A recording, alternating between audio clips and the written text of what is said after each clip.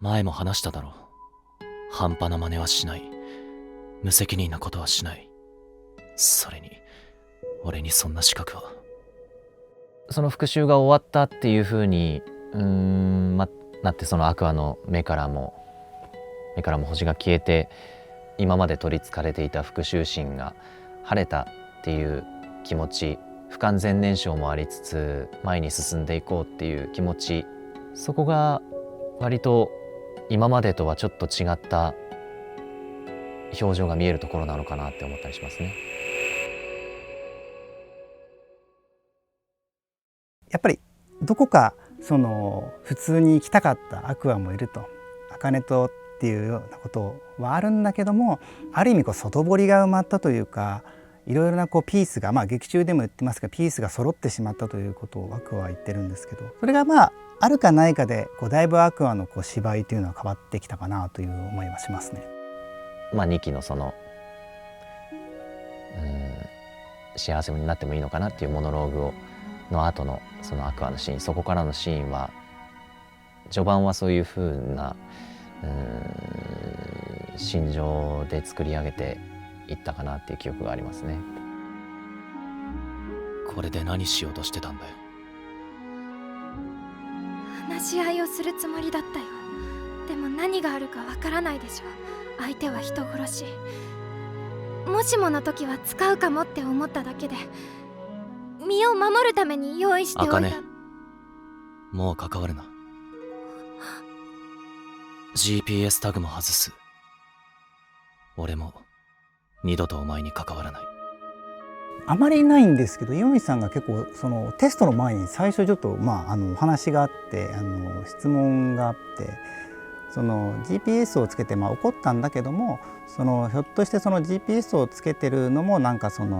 ない目にあったらいけないみたいなところでの優しさというかみたいなことも踏まえて、そのセリフにつながったのかなみたいなことも考えてたらしいんですよね。そうですね、結構シーンは私の中でも原作を読ませていただいて、感じることはあるけどそれを言語化するのが難しいなとか、確信を持ってこんな気持ちであるっていうところまで演じるにあたって確定しておきたいポイントがちょっと不安定だったというか、どこまでが先生の想定している茜ちゃんの感情なのかが私も分からなかったので、何パターンか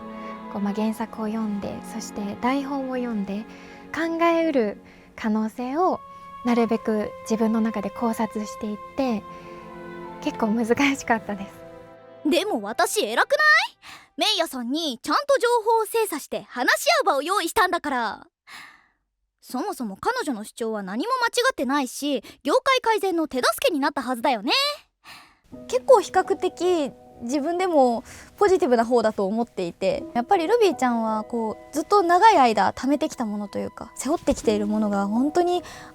大きいので、理解というかそういう感情に自分もなってみないと、こういう表現っていうのはやっぱりいいものが出せないかもしれないなっていうふうに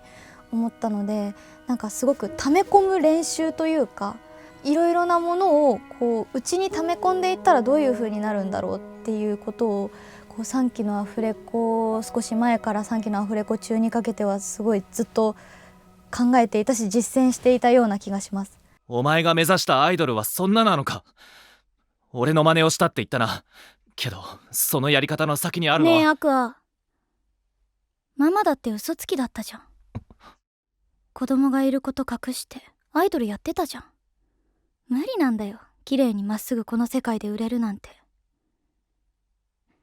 それに私こっちの方が向いてるみたいなんだよね。見てて、すぐ売れてみせるから。全てを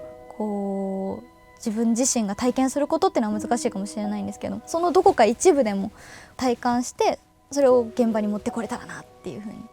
思ってたので、すごく一緒に生きていっているかもしれないこの瞬間って思わされました。なんだよ必死な顔して。マシュマロや質問箱にキモいメッセージでも飛んできたのか？違う、そんなのいつものことで今さら生きり立たない。このままじゃかなちゃん B 小町やめるかも。メムチョって結構周りをよく見てるんで、こうかなって思ってることが大体合ってたりとか多分するタイプだと思うんですよね。それがこうアクアとカナの関係に関してだけは自分の想定が間違っていたっていうことに、私はもともとあんまり驚きは持ってないお芝居にしてたんですね。実際はもうちょっと驚いてほしいというか、ハッとしてほしいっていう風に言われて、それはなんていうか意外な一面だなと。メムチョでも想定しきれないことがあるし、それだけアクアの心情は複雑だっていうことにもつながってくると思うんで、こういう見せ方があるんだなっていうのは思いましたね。今までは第1期第2期とかはそこまでこう自分が持ってきたものとのズレとかがなかったんですけども、第3期だとその部分でのこうすり合わせっていうのがあったので、そこのディレクションで結構本番も何回かやらせていただいたりとか、彼の芝居でメムチョの受け方も変わってくるっていうふうに私は結構考えてて、すごくハッとさせるようなお芝居をさすが持ってきてくださって、だからやっぱ掛け合いじゃないとできなかったシーンだとも思いますし、本当にこう相手のこうセリフによってもね、その時のこう本人がこう受け取ったあれによってもこう返すあれも変わってきますから、本当にそういう心情内情のこう説明芝居みたいなものがもう3期は多かったですね。なんであんなことしたの？私の記事を取り下げるため？だとしたって暴露の内容が大きすぎて全然割に合わないでしょうよ。それとも他に何か？お前が気にすることじゃない。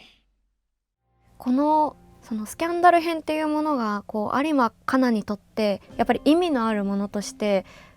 描きたかったっていうのは自分の中にもあって、決して無意味なものにしたくなかったし、否定的な考えで臨みたくはなかったなっていうのは一つありますね。決してポジティブなことではないんですけども、そこによって有馬香奈がまた開花できる瞬間があるっていうのをちゃんと見せてあげないと、やっぱりこのスキャンダル編の意味って